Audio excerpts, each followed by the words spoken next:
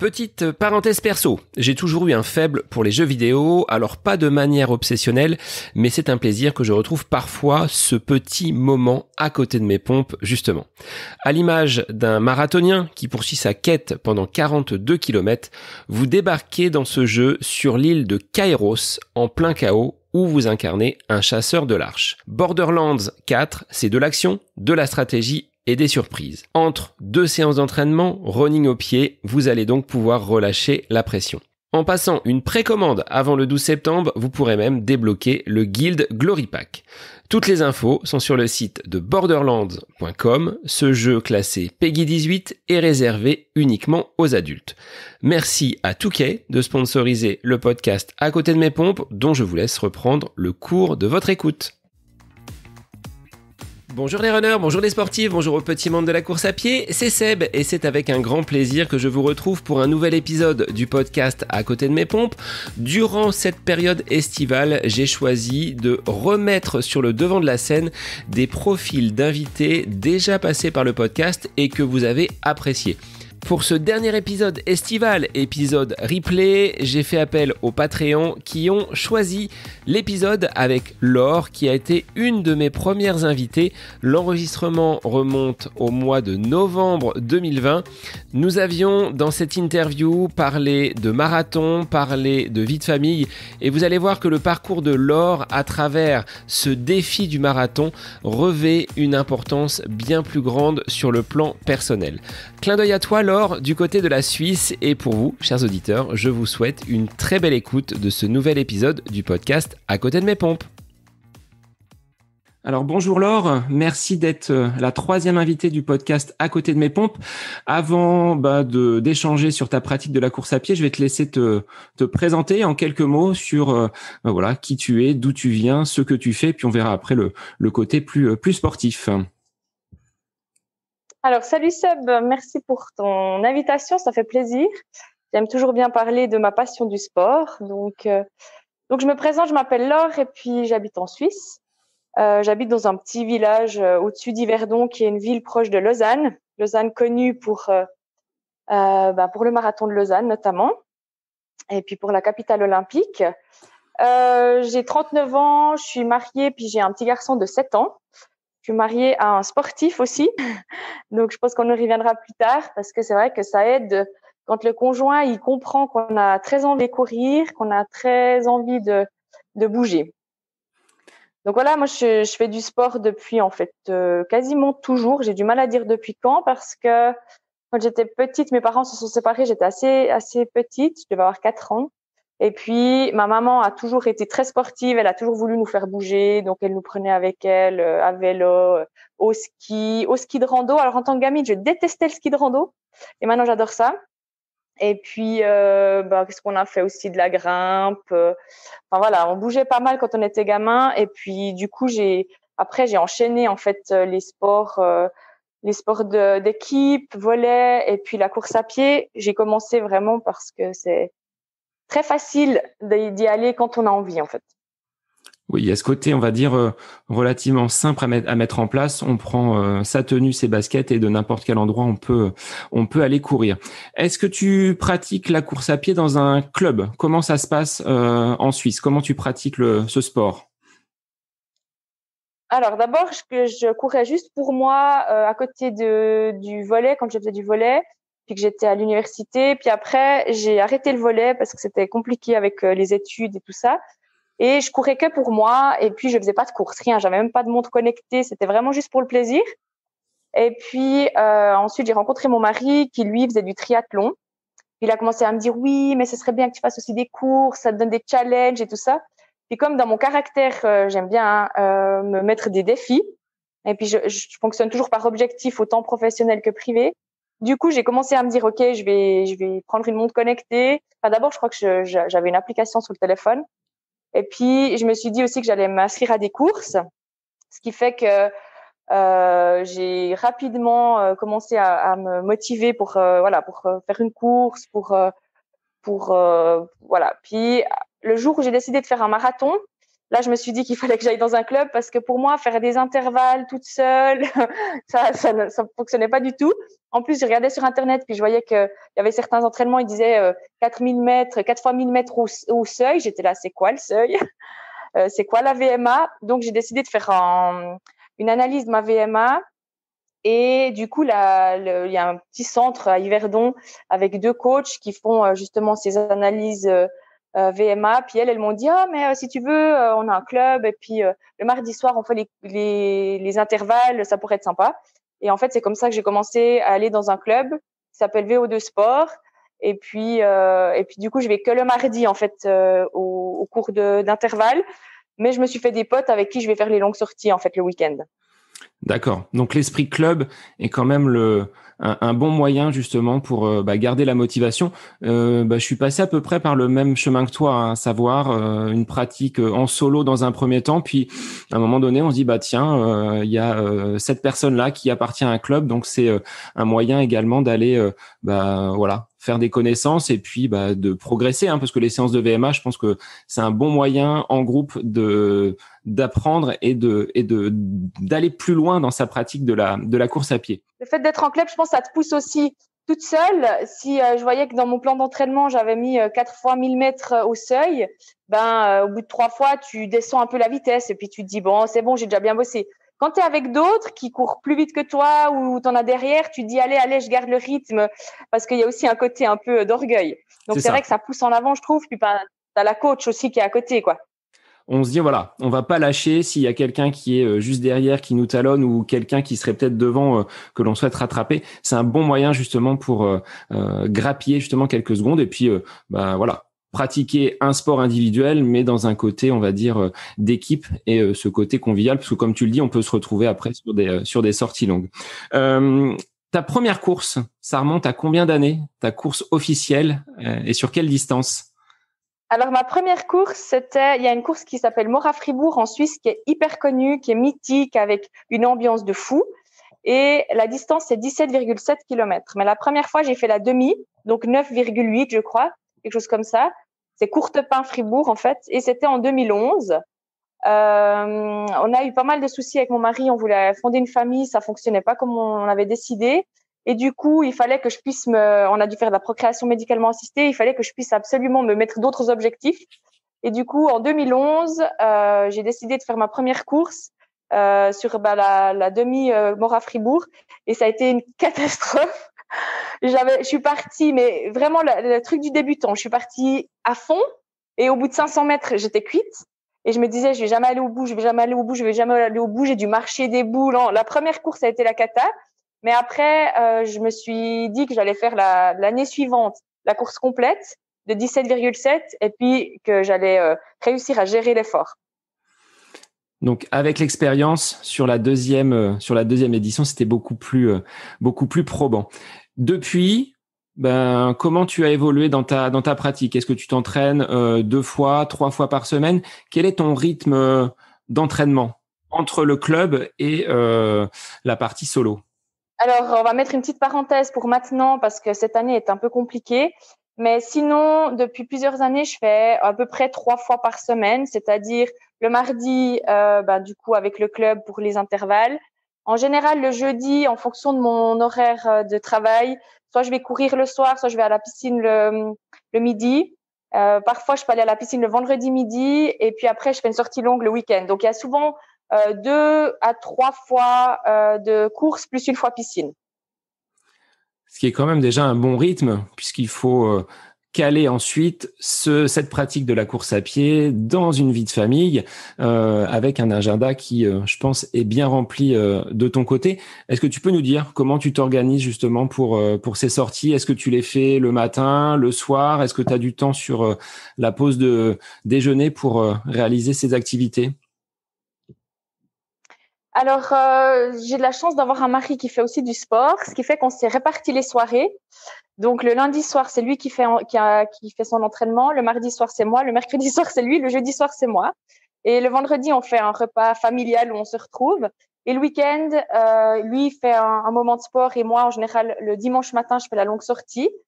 Donc du coup, je fais mardi soir. Après, le jeudi, ça dépend. Des fois, j'arrive avec mes horaires de travail à prendre une bonne pause à midi et soit aller nager, soit aller courir. Soit j'arrive pas, puis du coup, en été, je vais courir le soir. Mais en fait, en hiver, je déteste aller courir seule de nuit. En plus, on habite dans un petit bled où on voit rien. Il n'y a pas de lumière, il n'y a pas de lampadaire. Donc, ça veut dire que je dois redescendre en ville. Enfin, c'est un peu compliqué. Donc, j'essaye d'aller soit sur la pause de midi, soit je vais nager du coup. Donc ça te fait des semaines quand même bien remplies. Quelle est la séance que tu préfères en course à pied et celle que tu n'apprécies pas du tout, que tu pourrais justement zapper si fallait en éliminer une de tout plan d'entraînement? Alors moi, j'aime bien les intervalles courts à plat. Je déteste le dénivelé. Et où j'habite, ça monte, ça descend, ça monte, c'est hyper vallonné. Et puis là, pendant le semi-confinement, on avait le droit, nous, de sortir, surtout que je suis en campagne. Mais du coup, je voulais faire mes intervalles et je trouvais jamais de plat. J'avais aucun endroit, même autour de ma maison, c'est pas plat. Même mon jardin, il est pas plat. Donc c'était impossible de trouver du plat. Et ça, moi, vraiment, si je pouvais enlever le dénivelé, je l'enlèverais, quoi. Alors, à l'inverse de moi, où en Beauce, où je suis, pour trouver du dénivelé, il faut faire parfois 30, 40, 50 kilomètres. Et parfois, on aimerait bien avoir des côtes un petit peu plus développées, puisque des gens de mon club pratiquent les raids, les ultra trail, et ils sont parfois un petit peu en manque de dénivelé. Donc voilà, on a en fonction de la topographie des préoccupations différentes. Est-ce que tu cours avec des objets connectés? Tu parlais de montres tout à l'heure. Comment tu es équipé? Alors là, j'ai une grande réflexion. D'ailleurs, tu avais fait un podcast là-dessus que j'avais beaucoup apprécié parce que jusqu'à maintenant, j'étais hyper connectée. Donc, si j'oubliais ma montre pour aller à la piscine, je faisais demi-tour à me retaper 20 bornes en bagnole pour aller chercher ma montre parce que c'était impensable que ça ne figure pas dans mes statistiques Garmin et Strava. Et depuis quelques temps, je me suis rendu compte que ça me mettait une pression monumentale, notamment depuis le marathon que j'ai fait, où j'ai eu après une baisse de motivation, je pense qu'on va y venir, et une baisse de régime. Et du coup, je voyais mes performances qui diminuaient et ça me foutait une pression monstrueuse de voir que mes statistiques baissaient, que la fréquence aussi de mes entraînements a baissé parce que j'ai dû me reposer. Et du coup, j'ai décidé maintenant de volontairement, de temps en temps, courir sans montre, volontairement d'aller nager sans montre et puis par moment aussi de juste la mettre mais sans la regarder. Et puis quand je fais des longues distances, maintenant je la mets, je la regarde pas. Mais oui, j'ai une montre Garmin et puis j'ai l'application Strava, c'est disons les deux principales connexions que je fais, ouais. Il est vrai que cette montre est un bon outil pour travailler, notamment ce que tu disais tout à l'heure, hein, sur les intervalles, on la programme, elle va nous calibrer vraiment à la vitesse, avec la distance, avec le temps que l'on doit faire. Mais parfois, ces réseaux sociaux tels que Strava, un réseau social sportif, nous poussent un petit peu à la compétition, à la comparaison, parce que j'avais évoqué avec d'autres coureurs. Et parfois, c'est un petit peu, comme tu l'as évoqué, difficile de se sortir de ce schéma. On n'a pas fait ces 30 kilomètres, je crois que c'est ce que tu avais évoqué dans un commentaire. J'ai pas fait mon volume de cours cette semaine. Est-ce que les autres ont fait la même chose que moi? Et ça peut conduire, je l'ai été également dans cette comparaison, parfois d'aller trop loin et de risquer la blessure parce que dans le club, telle personne a couru à cette vitesse-là, puis on veut faire autant. Donc ça peut être problématique. Au niveau des sports que tu pratiques, tu parlais de la natation. Est-ce que c'est quelque chose dans lequel tu prends plaisir? Est-ce que tu pratiques d'autres sports encore aujourd'hui, même si tu as mis le côté sport d'équipe volley en marge?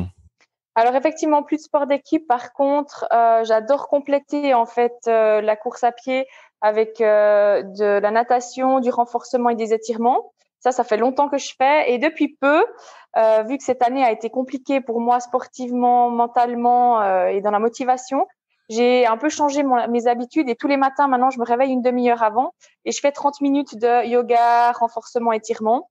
Alors, c'est au réveil, ce qui fait que les premières fois, je me suis un peu fait des petites blessures. Je pense que j'ai un peu trop étiré. Mais là maintenant j'ai un peu pris le rythme et puis c'est vrai que ça complète pas mal en fait de faire du yoga le matin une fois par semaine. Je vais à la piscine. Pour le moment, les piscines sont encore ouvertes en Suisse, mais j'imagine que d'ici 10-15 jours, même avant, ça risque de fermer aussi. Donc là je repasserai que sur yoga, étirement, renforcement et course à pied. Mais sinon j'adore la piscine. Je sais pas pourquoi moi l'élément de l'eau a toujours été quelque chose qui m'a fait beaucoup de bien. Et étonnamment, dans l'eau, je suis beaucoup moins dans la performance. Je suis plus à vouloir être sur la technique, à sentir que je glisse bien. Et là, pour le coup, c'est la distance qui m'intéresse sur ma montre, mais pas tellement le temps. Pour moi, ce qui est important, c'est de pouvoir aussi varier. Je fais du crawl, je fais du dos, je fais de la brasse coulée, je fais du papillon. Et l'idée, c'est un peu de pouvoir, développer plusieurs techniques de nage. Et je pense que par ce côté natation, tu vas aussi reposer un petit peu tes articulations, donc c'est un bon complément. Ce que je disais à ma cousine dans l'épisode précédent, qui elle fait aussi du triathlon, bon, moi je nage comme une pierre, donc c'est plutôt être dans la piscine, à regarder les enfants jouer, mais je suis pas fan des grandes longueurs. Le fait d'être en Suisse, il y a peut-être une période où l'été, on va peut-être être plus sur de la randonnée et l'hiver du ski. Est-ce que tu pratiques ce genre de sport également qui permettent de compléter aussi la pratique de la course à pied? Alors, quand on n'avait pas d'enfants, on faisait du ski de fond, donc qui est beaucoup plus cardio et puis du coup à plat et puis ça ressemble plus à la course à pied, mais en même temps ça développe d'autres muscles. Là, pour le petit, c'est moins sympa le ski de fond, donc on fait du ski de piste. Et puis mon mari fait plutôt du snowboard et puis moi je me suis remise au ski parce que je faisais du ski depuis gamine. Après j'avais fait du snowboard puis je me suis remise au ski pour apprendre à mon fils. Puis là, la saison dernière, alors bon, elle s'est arrêtée vite fait parce qu'en février, toutes les stations ont dû fermer. Mais la saison dernière, on y était tous les mercredis. Moi, j'ai congé le mercredi avec mon fils et tous les week-ends, j'étais sur les pistes avec lui parce que c'est ça aussi quoi. Enfin, ça fait partie de mes racines de bonne Suissesse. Et puis j'adore ça. Et mon fils, en fait, il a beaucoup de plaisir au sport aussi. Ça, c'est cool. Maintenant, il a 7 ans. Lui, il fait du taekwondo et puis il fait quelques courses. De temps en temps, il court un peu avec nous. Puis sinon, il fait quelques courses populaires pour les enfants. Et puis, effectivement, vélo, ski, ça, il adore, quoi. Donc, ça, on fait en famille. Puis, effectivement, par contre, rando, en été, pas tellement. Alors, mon fils, il fait avec sa marraine qui, elle, adore faire de la rando. Mais mon mari et moi, marcher, c'est pas tellement. Puis, comme j'aime pas trop le dénivelé, c'est pas trop mon truc. Par rapport à cet environnement, on va dire, agréable dans lequel tu évolues, est-ce que il y a des courses qui sont plutôt des courses sur route dans lesquelles tu aimes justement participer? Parce que en Suisse, on va dire, c'est plutôt le côté trail qui va être mis en avant. Mais est-ce que, voilà, tu aimes aussi ce côté défi dont tu parlais tout à l'heure? Est-ce que ce sont des choses qui t'animent également? Et la question sera derrière, pourquoi tu cours? Alors, effectivement, moi, j'aime le plat, j'aime la route. Et il y a plusieurs courses en Suisse qui sont plus ou moins plates. Alors, c'est pas du vrai plat parce qu'en Suisse, il y a très peu de vrais plats. Mais on a quand même des courses qui sont assez plates. Et puis, le marathon de Lausanne, celui que j'ai fait, c'est un des plus plats, je pense. Et puis, sinon, il y a les 20 kilomètres de Lausanne qui sont aussi une course mythique en Suisse que j'adore faire. Alors là, pour le coup, c'est pas plat. Il y a pas mal de dénivelé. C'est dans Lausanne. D'abord, ça part au bord du lac, mais après, ça monte à la cathédrale. Enfin, donc là, il y a pas mal de dénivelé, mais je l'aime quand même bien. Et puis, c'est 20 bornes, donc c'est quand même pas mal. Et puis, Mora-Fribourg, elle a 2-3 endroits où c'est un peu dénivelé, mais sinon, c'est assez plat. Donc, c'est vrai que moi, je fais pas du tout trail. Ça, j'aime pas. Et puis, mais par contre, les courses plus à plat, ouais, ça j'adore. Puis, pourquoi je cours? Alors, je pense qu'il y a pas mal de choses. Je pense que la course à pied m'apporte beaucoup de confiance en moi. C'est des challenges. Je suis une passionnée. Je suis une passionnée dans mon job, je suis une passionnée dans mon sport et j'ai besoin d'objectifs, j'ai besoin de challenges. Et je trouve que dans la course, tu peux en mettre beaucoup des challenges.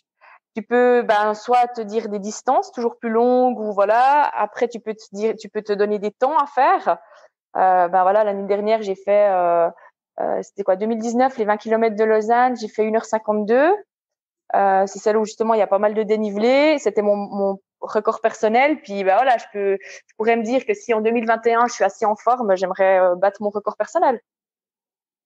Donc je pense qu'il y a de la confiance en moi Et puis, justement, les challenges. Et puis, je pense qu'il y a aussi un bout d'exemplarité puis de bien-être. Enfin, moi, je pense que c'est important que mon fils il comprenne que pour être bien dans sa peau, pour être bien dans sa vie, bien dans son corps, il y a la nourriture saine, il y a le sommeil qui est important, mais il y a aussi le fait de bouger et puis que ça apporte aussi du plaisir.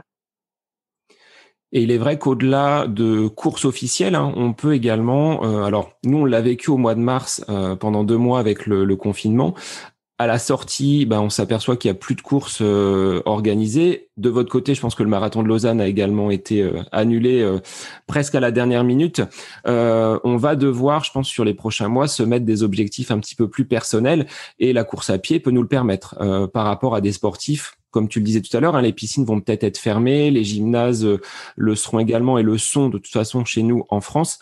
La course à pied permet de relever des défis personnels. Si on veut tourner dans son jardin comme certains ont pu le faire pendant le confinement, ça reste des défis effectivement très très personnels. Comment tu en es venu, après quelques années de pratique, à vouloir te lancer sur cette distance mythique du marathon que je n'ai pas encore franchie sans doute que voilà, je me sens pas encore prêt à m'aligner sur 42 kilomètres. Comment tu en es venu là?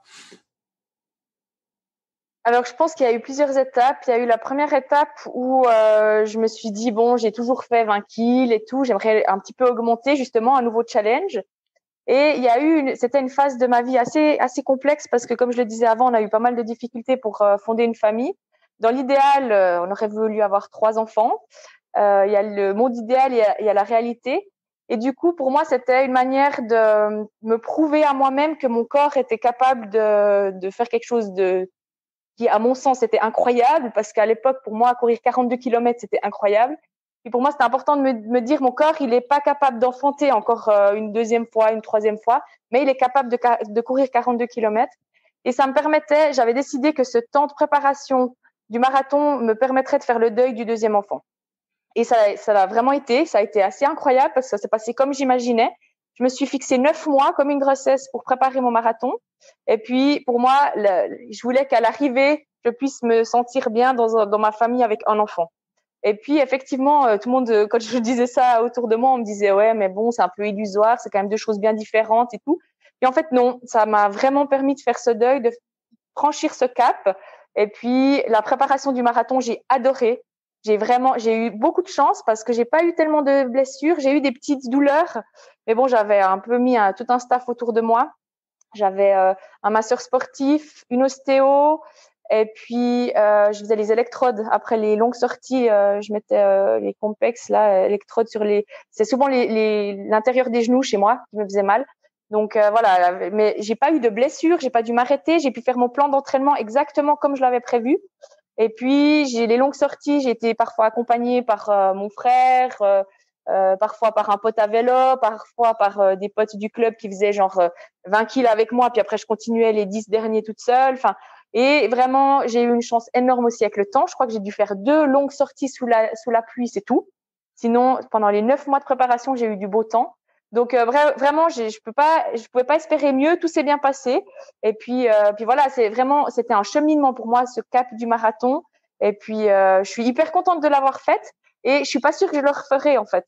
Pour moi, c'était toute une histoire, c'était tout un cheminement. Et puis je suis arrivée au but. Et je pense pas que ce sera forcément quelque chose que je vais me remettre comme objectif. Par contre, c'est sûr que je vais me remettre d'autres objectifs sportifs. On abordera justement les futurs objectifs sportifs après, puis on va se concentrer vraiment sur cette aventure et cheminement que tu as eu sur ce marathon. Donc, 9 mois de préparation. Comment tu as procédé dans ta préparation? Tu es déjà sportif, tu as déjà pratiqué donc pendant de nombreuses années la course à pied. À quelle date était prévu ce premier marathon? Alors, c'était le 27 octobre 2019, donc ça fait exactement une année. Et donc, j'ai commencé à m'entraîner vraiment pour le marathon en janvier. Et puis, c'est drôle parce que mon fils est du 19 octobre et je suis tombée enceinte en janvier. Donc voilà, tout était un peu lié. Et puis, je m'étais fait un plan marathon que j'avais pris sur Internet. Plus, j'avais lu des trucs et j'en avais parlé avec la coach du club. Et puis, c'était en fait 3 entraînements de course, une semaine, la semaine suivante 3 entraînements, la semaine suivante 4, et ensuite la semaine de récup, je faisais un entraînement de course et une natation. Et j'ai fait ce cycle-là sur les 9 mois.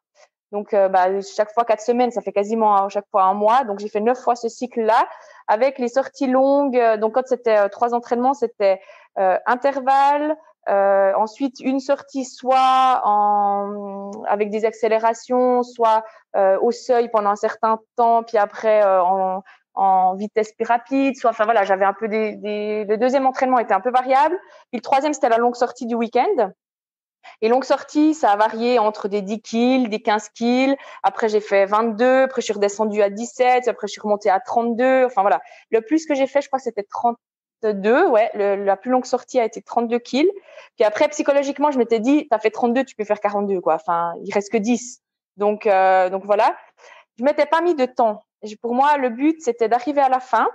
Et je voulais courir tout le long. Alors, sauf au ravito, on est d'accord, je me suis de temps en temps arrêtée quelques secondes. Mais le but, c'était vraiment de ne pas marcher, mais d'arriver au bout sans être en train de vomir, sans être mal. Et puis, j'ai réussi en 4h41. Je m'étais mis dans le bloc 4h50.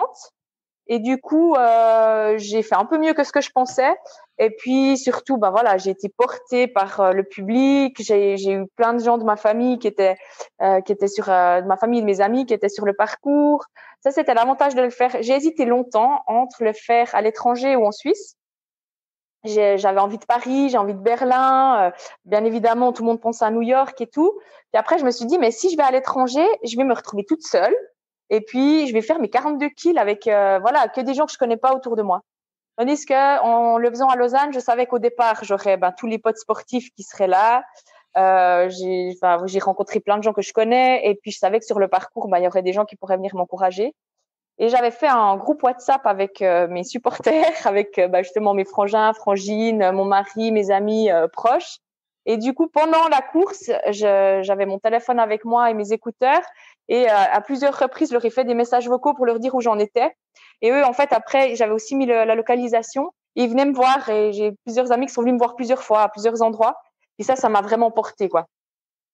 Alors, comment, quand on n'a jamais fait de marathon, on peut accumuler les kilomètres? Est-ce que tu as, durant ta préparation, connu, comme en Suisse, des montagnes, des hauts, des bas, ou est-ce que, globalement, tu le disais tout à l'heure, ça s'est plutôt bien passé? Il n'y a pas eu de coup de mou, ou est-ce qu'il y a eu des moments où c'était quand même un peu compliqué? Alors ça s'est globalement très bien passé. J'ai eu un gros coup de mou au mois de juin. Je m'étais mis en fait quelques courses en fait durant la préparation. Il y avait les 20 km de Lausanne en avril et en juin il y avait le Tour du lac de Joux qui est avec du dénivelé aussi et qui est de 24 km. C'est une course que je n'avais jamais faite. Et puis, je sais pas pourquoi, je m'y suis assez mal préparée psychologiquement. Je m'étais dit, 24 kills, c'est bon, j'ai déjà fait un entraînement de plus que ça, donc c'est OK. Et bon, c'était un jour où il y avait eu un gros orage, donc toute la partie dans la forêt, on glissait. J'avais pas regardé le parcours, donc je suis partie sans savoir en fait à quel moment il y aurait quel dénivelé. Et là, en fait, à la moitié de la course, à 12 km, j'étais batterie à plat, mal partout. Et là, c'est vraiment la tête qui a pris le dessus. Je savais que mes potes m'attendaient à l'arrivée. Et du coup, parce que j'avais un pote qui a fait le demi-tour et l'autre qui avait fait un qui va plus vite que moi, qui faisait le tour du lac et du coup, il est parti devant. Et du coup, je savais qu'il m'attendait à l'arrivée, donc c'est la tête qui a pris le dessus. Mais là, j'ai eu un gros coup de mou et j'ai mis beaucoup plus de temps que ce que je pensais. Je crois que j'ai mis 2h30 et quelques pour 24 kills. Et 2h30 ou 38 ou je sais plus. Et du coup, ça m'a démotivée, là. J'ai eu un gros down en me disant, mais purée, à 24 kills, j'y arrive pas. Je fais un temps énorme. J'ai mal partout. Je suis arrivée au bout, j'avais mal au ventre. Et en fait, là, j'ai eu 2-3 semaines un peu rudes mentalement. Et puis la coach, elle m'a quand même bien reboosté en me disant que c'était normal, que ça faisait partie, qu'il y avait des hauts, des bas et tout. Puis après, c'est reparti. Puis après, ça allait vraiment crescendo jusqu'au marathon où j'ai quasiment toutes mes sorties étaient vraiment où j'étais bien, quoi. Donc, une préparation sans embûche, en respectant ton plan d'entraînement. Est-ce que durant cette période, tu avais mis en place une alimentation spécifique ou est-ce que finalement, tu as gardé l'alimentation que tu as l'habitude de faire? Tu parlais tout à l'heure de cette importance justement de l'alimentation dans la pratique sportive. pour le marathon, est-ce qu'il y a eu quelque chose de particulier ou est-ce que ça suivait finalement l'alimentation classique de la famille? Alors, on mange de toute façon de manière assez sainement. C'est mon mari qui s'occupe des courses et de la nourriture dans nos répartitions des tâches ménagères. Et du coup, c'est lui qui fait tout le temps à manger. Il fait super bien à manger et sain. Par contre, c'est vrai que pendant les longues sorties, ce que je ne faisais pas jusque-là, j'ai mon camel bag là, avec l'eau dans le sac. Et jusque-là, je prenais que de l'eau pendant les longues sorties. Puis à la préparation marathon, je me suis quand même un peu plus renseignée et je me suis rendu compte que c'était pas mal de pouvoir quand même prendre un peu du sucre durant les longues sorties. Alors j'ai essayé plusieurs choses, des compotes de pommes faites maison ou pas, des barres de céréales, ça me convient pas du tout. Donc ça, j'ai laissé tomber. Après, je voulais aussi essayer des trucs pour voir au ravitaillement du marathon qu'est-ce que j'allais prendre.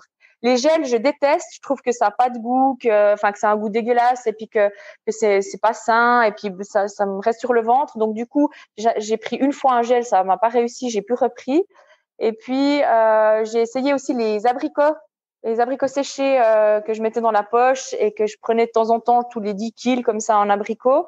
Un abricot sec et ça marchait assez bien. Donc je dirais que mon alimentation, elle est restée très saine la plupart du temps. Après, on fait des excès comme tout le monde. Hein. Tout d'un coup, le petit il a envie d'un McDo et de temps en temps, on se permet quand même. Mais c'est vrai que la nourriture de base est restée la même. Par contre, j'ai un tout petit peu changé sur avant les sorties et pendant les sorties, j'ai un peu fait plus de recherches. Jusque-là, je faisais pas tellement gaffe en fait. Pour moi, ce qui était important, c'était de boire. Et puis je réfléchissais pas trop à l'alimentation pendant les sorties. Et là, j'ai un petit peu changé ça, ouais. Alors, je pense qu'il est important de tester justement avant l'épreuve du marathon, que ce soit l'alimentation, mais ça peut être également le matériel, hein, de pas être pénalisé parce que on se rend compte avec 20-25 kilomètres que les chaussures elles nous font mal. Est-ce qu'il y a eu des petits bobos comme ça post course? Est-ce que les pieds ont souffert ou d'autres parties du corps qui auraient été en souffrance avec le... Alors les pieds, pas du tout. J'ai eu de la chance. Je me suis dit que je me suis acheté 2 paires. D'habitude, je m'achète une paire par année de nouvelles chaussures. Je fais toujours une analyse dans un magasin de sport qui est spécialisé. Je cours sur le tapis, il regarde ma pose de pied et il me vend les chaussures en fonction. Donc, j'ai pas une marque de basket. Chaque fois, je me laisse un peu conseiller par le gars du magasin de sport.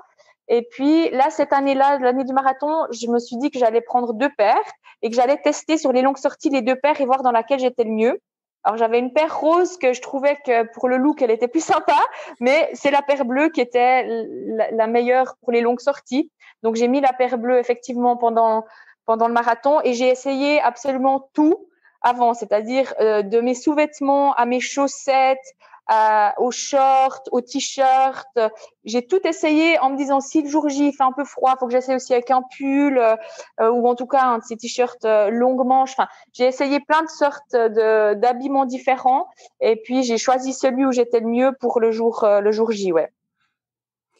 Donc on sent la coureuse, la runneuse très méticuleuse qui a pris soin de choisir Oui. son matériel, qui a travaillé voilà pour voir où sont ses limites avec l'alimentation.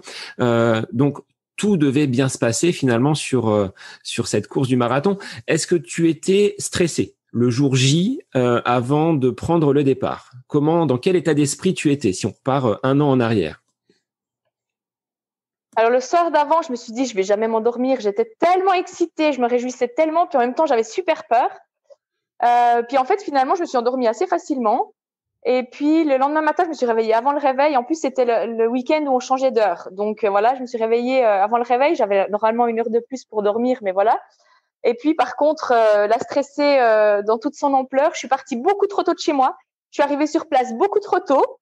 J'étais dans les premiers coureurs à arriver, donc j'ai vraiment eu le temps d'aller poser mon sac, de faire l'échauffement. J'ai pas voulu le faire trop vite et tout, donc j'ai attendu aussi que les copains ils arrivent et tout. Mais j'étais hyper stressée quand même avant un examen, mais en même temps excitée. Enfin, j'avais qu'une hâte, c'était qu'on donne le départ. À tel point que je me suis vraiment conditionnée à tu pars pas trop vite, tu pars pas trop vite, tu pars pas trop vite. Et il y avait les meneurs d'allure et je me suis mise vraiment derrière le meneur d'allure de 4h50 pour pas la dépasser. Je m'étais dit je peux la dépasser que à partir du semi parce que le marathon de Lausanne c'est un aller-retour, hein. Je dis, quand on fait demi-tour, si vraiment je suis encore en forme, je peux la dépasser, mais pas avant ça. Puis c'est ce que j'ai fait, parce que sinon, je pense que je serais partie trop vite, tellement j'étais surexcitée, quoi. Et est-ce que secrètement, tu t'étais pas quand même donné un chrono? C'était juste l'objectif finir, ou tu avais quand même en tête, au fur et à mesure de ta préparation, au fur et à mesure des semaines, des courses qui t'avaient donné finalement des indications sur ton état de forme? Est-ce que tu t'étais pas quand même dit, ouais, ce chrono-là, bon, je peux quand même essayer, même si objectif numéro 1 pour toi, c'était de finir? Bah forcément que quand on s'inscrit, on doit mettre un temps pour pouvoir être dans le bon bloc. Forcément que là, on se pose des questions et puis qu'après ce temps-là, il reste un petit peu en tête. Et du coup, j'ai hésité entre 5 heures et 4h50 pour le bloc. Et puis, je me suis dit, bon, allez, 4h50, ça me paraît jouable. Mais donc durant la prépa, je disais toujours, je veux pas me mettre de chrono, je veux pas me mettre de chrono. Pour moi, ce qui est important, c'est d'être bien et de le finir. Mais secrètement, au fond de moi, je me disais, si j'arrive à faire 4h50, je suis contente. Et quand j'ai vu que j'ai fait 4h41, j'étais très contente. Donc une énorme satisfaction. Alors, ce que j'avais déjà posé à mon précédent invité Sébastien dans le premier podcast avec interview, est-ce que le franchissement de la ligne d'arrivée est plus satisfaisant que l'ensemble de la préparation dans une telle aventure comme l'est le marathon? Est-ce que la satisfaction, elle est quand on passe la ligne, ou est-ce que c'est le cheminement que tu as pu faire sur ces 9 mois qui te donne une entière satisfaction aujourd'hui? Après, je pense que les deux, de toute façon, sont liés. Mais est-ce qu'il y a un élément qui est plus important que l'autre dans ta satisfaction? Bah, j'ai l'impression que pour les gens autour de moi, c'était vraiment de franchir la ligne d'arrivée. J'ai reçu plein de compliments de mes collègues. Le lendemain, je suis arrivée, j'avais un mail de ma chef qui avait envoyé à tout le monde qu'il y avait, il y avait une marathonienne parmi nous, qu'elle me félicitait, etc. Donc tout ça, ça fait vraiment plaisir. Ouais, ça fait chaud au cœur de voir que les gens sont derrière nous. Puis c'est vraiment la ligne d'arrivée qui fait cet effet-là. Donc il y a un moment comme ça, un peu un moment de gloire. Donc ça fait hyper plaisir. Par contre, ma fierté à moi, elle est plus sur la préparation. Ma fierté à moi, elle est d'avoir tenu ces 9 mois. Je crois qu'il y a eu un entraînement que j'ai pas pu faire et c'était même pas à cause de moi, c'est parce que mon fils a eu une gastro et que je m'entraînais souvent le mercredi après-midi pendant que lui, il était au sport. Et puis, ben voilà, il a pas pu aller au sport parce qu'il avait une gastro, donc j'ai pas pu m'entraîner à ce moment-là. Mais je l'ai remplacé avec le jour d'après ou quelque chose comme ça. Sinon, j'ai vraiment tenu scrupuleusement mon plan. Et du coup, c'est ça pour moi ma plus grande satisfaction, c'est d'avoir tenu tout le plan, d'avoir réussi à faire tout ce que j'avais décidé, et puis de ne pas m'être blessée, d'avoir suffisamment fait attention à mon corps pour que j'arrive au bout. Donc pour moi, la plus grande satisfaction, elle est plutôt sur la prépa. Et est-ce qu'au niveau de la confiance, tu évoquais tout à l'heure que c'était quelque chose d'important pour toi, la pratique du running pour donner confiance. Est-ce que cette bascule en disant aujourd'hui, bah, j'ai réussi à franchir la ligne d'arrivée, à être marathonienne, est-ce que ça t'a donné un niveau supplémentaire de confiance? Oui, oui. Et puis c'est drôle, mais j'ai l'impression que même professionnellement, il y a des moments où je me dis bon ben j'ai réussi à faire un marathon, je vais réussir à faire ça quoi. Donc oui, oui, ça m'a donné de la confiance. Et puis maintenant, donc je travaille à la protection de l'enfance, c'est un domaine qui me passionne, mais ça fait 10 ans que je m'occupe de situations d'abus sexuels, puis c'est un peu lourd. Et du coup, j'aimerais changer. Puis là, maintenant, dans mon CV, j'ai écrit tout en bas, souvent on met les centres d'intérêt et tout ça. Puis j'ai écrit que j'étais marathonienne. Puis je me disais, ça peut aussi donner un indicateur à mon futur employeur de se dire, ben si elle est capable de faire un marathon, c'est que elle est capable de tenir des choses sur la longueur et puis qu'elle lâche rien, puis qu'elle a du caractère, quoi. Exactement. Et je pense que c'est des bonnes vertus et que tu souhaites transmettre également à ton fils. Mais je pense qu'il est bien entouré. Et justement, à ce niveau-là, quelle a été la place de ton mari dans toute ta préparation? Est-ce qu'il a fait le marathon avec toi, ou est-ce qu'il était simplement, exclusivement supporter et pour t'encourager sur le bord de la route? Exclusivement supporter, mais c'était exactement ce que je voulais. C'était génial parce que du coup, ils m'ont attendu au 42e kilomètre. Donc, mon fils a fait les 195 derniers en trottinette à côté de moi. Et puis, ben, ils étaient dans le WhatsApp. Ils me donnaient des nouvelles, je leur donnais des nouvelles. Enfin voilà. Et puis, il a été un énorme soutien, notamment aussi que sur les longues sorties du week-end. Pour le coup, quand on fait 32 kills et puis que je voulais le faire un petit peu à plat, je prenais d'abord ma voiture pour aller au bord du lac pour que ce soit plus plat. Donc, je partais le matin à 8 heures et je rentrais l'après-midi à 14 heures. Enfin, donc aussi un énorme soutien dans le fait qu'il a pris plus de temps seul avec notre fils pour que je puisse m'entraîner plus. Et puis psychologiquement, ça a été un super soutien, autant mon fils que mon mari, qui étaient fiers de mes longues sorties, qui étaient fiers de moi au marathon. Enfin voilà, donc ils étaient entre guillemets que supporters, mais c'est vraiment ce que j'avais besoin et ce qui m'a aidé aussi à aller au bout. Et c'est important, je pense, d'avoir ce soutien familial, amical et de pouvoir te porter. Comment, quand on est dans sa course, moi qui n'ai jamais vécu le marathon, comment on procède? Est-ce qu'on se dit, on va vers le 2e, 3e kilomètre, ou est-ce qu'on se dit, j'ai déjà fait 2, j'ai déjà fait 3, j'ai déjà fait 4? Comment tu procèdes pour finalement garder le mental bien accroché et focalisé sur la course sans se faire perturber par ce qui se passe à droite, à gauche? Alors, je me rappelle qu'à un moment donné, j'ai mis dans le groupe WhatsApp un petit vocal en disant « J'ai déjà fait 10, c'est génial, je suis au taquet, il y a déjà 10 kilomètres qui sont passés. » Donc, je regardais toujours ceux qui étaient déjà passés. Et en fait, au Marathon de Lausanne, ils notent effectivement les kilomètres qu'on a déjà fait, pas ceux qui restent. Donc, sur les panneaux, c'est tous les 5 kills, je crois. Donc, en plus, c'est au bord du lac, donc il y a une super belle vue, c'est vraiment sympa.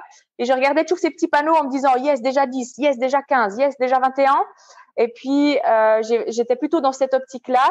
Et puis, toujours, là, pour le coup, j'étais tout le temps regarder ma montre pour pas aller trop vite. J'avais vraiment cette peur du mur, hein, parce qu'on en parle beaucoup du mur que j'ai eu, hein, malgré, je sais plus dans quel podcast j'ai entendu un coureur qui disait que c'était psychologique, mais je crois que c'était Sébastien dans le tien. Exactement. Que c'était psychologique, voilà. Mais moi, je l'ai vécu. C'est-à-dire que au 35e kill, j'ai des amis qui étaient là et ils me disent « t'as la patate, on dirait que t'es encore hyper bien, toute fraîche. » Et je dis oui. Et 2 kills après, j'étais blanche. Je regardais ma montre, je courais à, je crois, 6 km/h, un truc mais complètement nul, quoi. Et j'avais l'impression que mes jambes, elles avançaient plus. Et heureusement, là, ça a duré à peu près 1 kilomètre. Et au 38e, j'ai eu d'autres potes qui étaient là. Et en fait, eux, ils ont couru en bout avec moi. Puis ça m'a redonné le départ. Enfin, ça m'a redonné un deuxième élan. Puis là, après, je suis passée dans un truc que j'avais jamais vécu, où je pense que ça doit être hormonal, où tout d'un coup, j'avais l'impression de voler. Et je sentais plus mes jambes. Et en fait, je regarde ma montre, j'étais à 11 km/h et j'avais l'impression de voler. Et j'ai fait les derniers kills à 11 km/h. Donc, on voit aussi après sur le graphique que effectivement, j'ai été très lentement entre le 35 et le 38e. Puis après, c'est là que j'étais le plus vite, en fait. Donc oui, effectivement, je pense qu'il y a quand même des étapes et puis un bout qui est psychologique, mais un bout qui est physique quand même, quoi. Et le lendemain du marathon, alors, on arrive à descendre les escaliers ou c'est difficile? Alors là, c'est la plus grande douleur de muscles que j'ai eue. C'était hallucinant, je pensais pas à ce point. Alors non, je prenais l'ascenseur au travail, chose que je ne fais jamais. Pour rentrer dans ma voiture, c'était la catastrophe. Le pire, c'était encore d'en sortir. Donc non, en fait, les 48 heures qui ont suivi, j'avais mal partout. Mais j'étais sur un petit nuage psychologique, donc ça m'a pas trop dérangée. Par contre, j'ai quand même été regarder un peu sur Internet ce que je pouvais faire parce que j'avais tellement mal, j'en pouvais plus.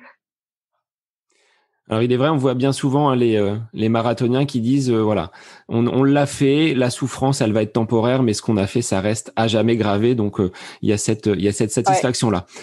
Les mois qui ont suivi, la douleur étant passée, les courbatures également, comment tu l'as vécu? Parce que tu dis aujourd'hui, je l'ai fait une fois, je le referai peut-être pas à nouveau. Le post-marathon, comment on le vit? Est-ce que comme une grossesse, il y a un baby blues, si on fait le parallèle avec ces 9 mois?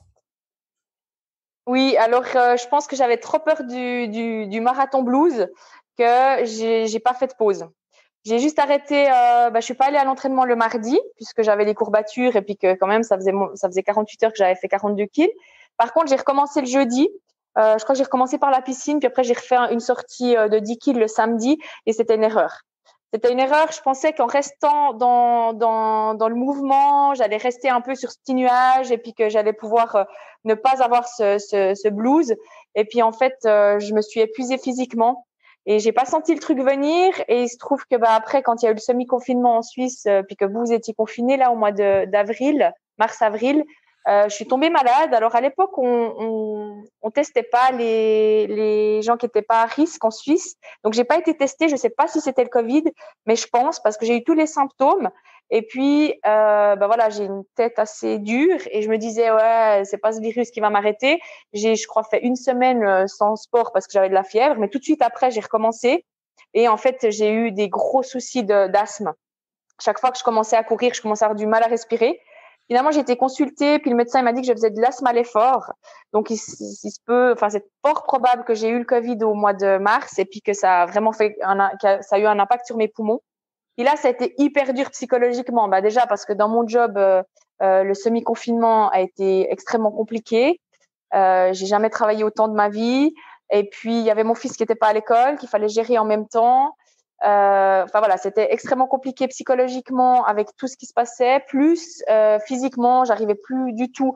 Je faisais des 12 kills, mais en des temps que j'avais jamais fait, quoi, hyper lentement. Enfin, et ça a été hyper dur. Donc je pense que la grave erreur que j'ai faite, c'était de pas m'arrêter après le marathon. J'aurais dû faire en tout cas 3 semaines sans sport. De faire une bonne coupure pour vraiment reposer, on va dire, le corps, même si l'esprit, lui, était, on va dire, au top, parce que tu surfais Ouais. finalement sur cette vague de réussite et de satisfaction d'avoir rempli cet objectif-là. Est-ce qu'il y a d'autres conseils que tu donnerais aux personnes qui souhaiteraient se lancer sur marathon et que tu pourrais me donner si demain j'avais envie pour 2021 de me lancer sur un marathon? Qu'est-ce que je devrais prendre en compte pour bien, on va dire, le réussir et avoir un plan sans embûche? Comme tu as aussi des enfants, je pense que il faut vraiment, mon premier conseil, c'est que il faut que la famille soit derrière toi. Il faut que ton épouse, elle soit OK avec ça et puis qu'elle accepte que tu auras des semaines avec plus d'entraînement, que tu seras moins dispo, que tu seras moins dispo pour les tâches ménagères, etc. Donc, je pense que c'est plutôt, moi, je dirais que mon marathon, on l'a fait en famille, même si c'est moi qui ai couru. Oui. C'est un projet familial parce que c'est, enfin, on bosse à côté. Enfin, moi, je bosse à 80%, donc j'ai congé que le mercredi. Et puis là, je suis avec mon fils qui a pas d'école, donc du coup, c'est vrai que ça prend du temps sur le temps de famille en fait. Donc ça, c'est mon premier conseil, c'est que ce soit un projet familial. Le deuxième conseil, c'est justement de mettre en place ce que j'ai pu mettre en place pour la préparation, c'est-à-dire un plan, un staff autour pour prendre soin de son corps. Enfin voilà, de vraiment faire attention à bien respecter aussi des temps de récupération avec un plan d'entraînement qui met quand même des semaines avec moins de charge d'entraînement. Et puis, le troisième conseil, c'est celui que moi j'ai pas fait et puis que je recommande vraiment, c'est l'arrêt après, de l'arrêt vraiment pour que le corps il récupère. Même si dans la tête, je pense que ça aurait été très dur pour moi de m'arrêter. C'est d'ailleurs pour ça que je l'ai pas fait, mais ça aurait été une nécessité pour mon corps. Bon, je vais essayer de mettre en lien tous ces conseils-là et on va se projeter sur 2021. Pour l'instant, il n'y aura pas forcément d'objectifs à court terme, hein, ça reste très très obscur du fait de la situation sanitaire. Est-ce que toi, tu envisages, que ce soit course officielle ou défi personnel, des objectifs pour cette année future qui se profile? Alors déjà, jusqu'à fin 2020, mon objectif, c'est justement de retrouver du plaisir, de la motivation. Et c'est pour ça que là, je me suis un peu détachée de mes performances, de mes statistiques et tout ça, que je me suis un peu plus mise au yoga. Je continue la course, mais j'essaye vraiment d'être plus dans quelque chose de léger jusqu'à fin 2020 pour pouvoir retrouver ce plaisir. Moi, ce que j'aimerais en 2021, s'il y a des courses, c'est effectivement de pouvoir refaire les 20 kilomètres de Lausanne en essayant de battre mon record personnel de 1h50, 51 ou 52, je sais plus. Et puis la mythique de Mora-Fribourg qui est au mois d'octobre de 17 kilomètres. Là, j'aimerais aussi pouvoir battre mon record perso. Mais sinon, je me suis pas tellement mis d'objectif de temps ou de distance s'il n'y a pas de course officielle. Pour le moment, je suis une optimiste. Moi, je me suis dit qu'il y aura des courses. Puis bon, j'ai un gros challenge. Professionnel, c'est-à-dire que là, je me suis mise dans une formation qui est très intense, assez courte, mais très intense sur une année. Et j'ai les examens au mois de mars. Donc voilà, donc j'ai aussi tout le début d'année où je pense que je vais devoir passer pas mal de mes week-ends à étudier. Et des objectifs à deux, puisque tu disais que ton mari donc est triathlète, des courses à deux, des courses garçon-fille. Est-ce que vous avez déjà fait ce genre de compétition ou vous pratiquez vraiment chacun de votre côté le sport? Alors, il est plus triathlète entre-temps, et il a aussi eu quelques petites, il a eu quelques petites blessures et il a arrêté le triathlon dans le club et puis il s'est mis au Krav Maga. Donc, il fait plutôt de la boxe maintenant. Il a un peu changé son envie de sport. Par contre, il continue toujours à faire du vélo et à aller nager, à aller courir. Alors, c'est vrai que quand, par exemple, notre fils il est invité à un anniversaire ou chez un petit copain, on aime bien aller courir ensemble. Ça, on aime bien, mais c'est plutôt dans le plaisir d'être ensemble puis de faire du sport ensemble.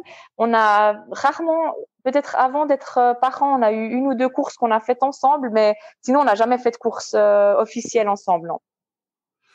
Et est-ce que là, avec ce qui se passe aujourd'hui en France, tu as des craintes par rapport à la situation sanitaire et à la possibilité de continuer à courir en Suisse? Comment ça se passe? Est-ce que vous avez, vous, des mesures qui vont restreindre la pratique de la course à pied ou est-ce que vous êtes relativement libre de pratiquer ce sport?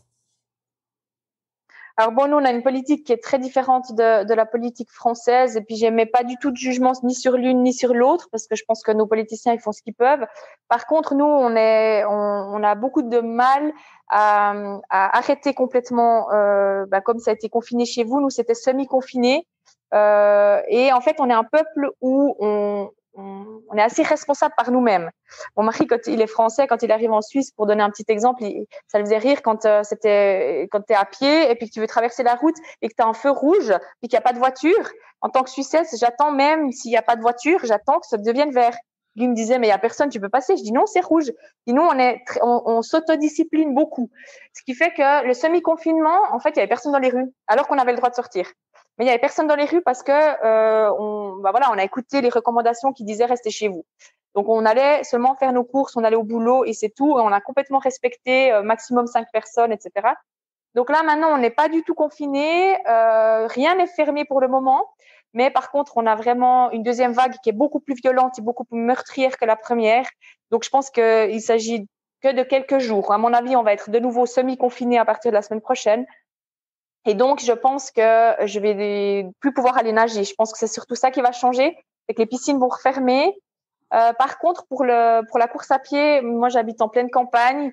Pendant le semi-confinement, j'ai pu faire des énormes sorties parce qu'on n'avait aucune restriction et je pense que ça va continuer. Ils vont pas nous donner de restrictions pour les sports type course à pied, vélo, etc. Oui, bon, je pense qu'on va, voilà, être dans la même situation dans quelques jours. L'important, je pense, c'est de continuer à bouger, continuer à faire du sport parce que c'est important d'être dans le mouvement et de pouvoir justement sortir un petit peu. Ça fait du bien à la tête également d'être toujours un petit peu en action. Et la course à pied est un sport qui est encore autorisé, contrairement au gymnaste, contrairement au sport d'équipe où là c'est beaucoup plus compliqué. Alors, je te remercie de cette heure passée à discuter de course à pied, mais également voilà de tout ce cheminement qui a conduit ta participation et ton premier marathon. C'était vraiment intéressant de voir qu'il n'y a pas que la course à pied qui a guidé finalement cette volonté de se lancer sur la distance olympique, mais ce chemin de vie qui t'a conduit justement à remplir ce nouveau défi que tu ne veux plus, hein, on est d'accord, hein, plus de marathon, ou est-ce que si New York, Paris venait se Ouais. greffer? Oui, oui. Non, déjà, je te remercie pour cette invitation. J'ai trouvé très sympa et puis j'aime toujours bien écouter tes podcasts, donc je suis très fière de pouvoir y participer. Donc merci à toi. Et puis par rapport au marathon, je sais pas, je me suis pas vraiment définie encore. J'avais dit à la fin du premier marathon, j'avais dit peut-être que j'en referai un pour mes 40 ans. Mes 40 ans, c'est l'année prochaine. Peut-être. Si tout d'un coup il y a plus de pandémie puis qu'on peut voyager, Paris me ferait envie, Berlin me ferait envie. Ce que je veux dire, c'est que c'est pas pour moi une nécessité absolue de refaire un marathon. Je laisse la possibilité de le faire ou pas. Bon, écoute, c'est ce qu'on te souhaite avec une pandémie qui sera derrière nous et pouvoir te voir voler jusqu'à Berlin ou jusqu'à New York pour franchir à nouveau la ligne d'arrivée. Un grand merci à toi. Merci parce que tu es une des auditrices les plus fidèles depuis les premiers épisodes.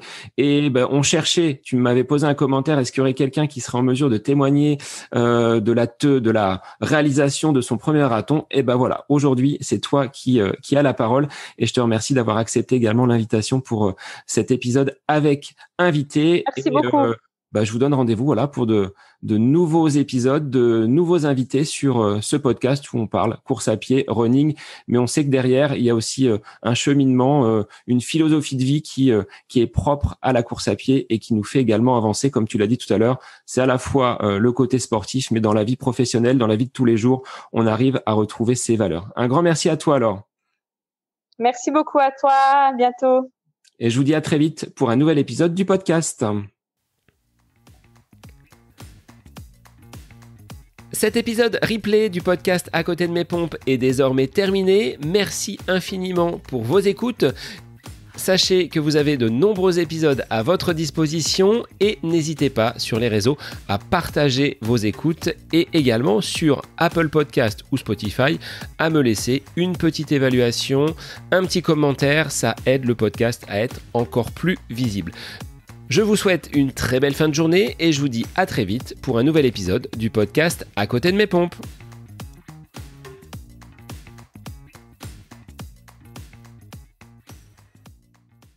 Petite parenthèse perso, j'ai toujours eu un faible pour les jeux vidéo, alors pas de manière obsessionnelle, mais c'est un plaisir que je retrouve parfois ce petit moment à côté de mes pompes, justement.